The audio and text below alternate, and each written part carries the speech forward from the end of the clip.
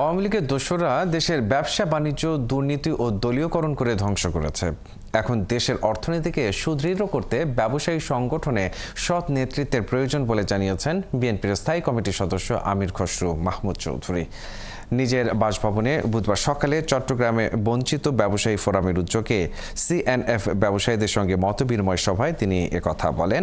আরও বলেন, ব্যবসায়ী প্রতিষ্ঠানগুলোকে দলীয়করণ করা যাবে না, দেশকে স্বাবলম্বী করতে সৎ নেতৃত্ব প্রয়োজন, জবাবদিহি ছাড়া কাউকে নেতৃত্বে আনা যাবে না।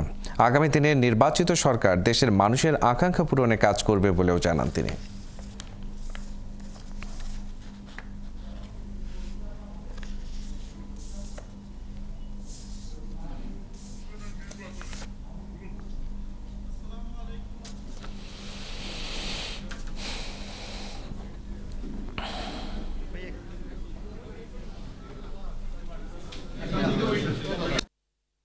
যারা দেশকে ধ্বংস করে দিয়েছে, অর্থনীতিকে ধ্বংস করে দিয়েছে, দেশের রাজনীতি ধ্বংস করে দিয়েছে, প্রতিষ্ঠান ধ্বংস করে দিয়েছে, সেই দোষরা যদি আবার আপনাদের এখানে ফিরে আসে, সেটা তো আপনারা নিজেরা সুইসাইড করবেন।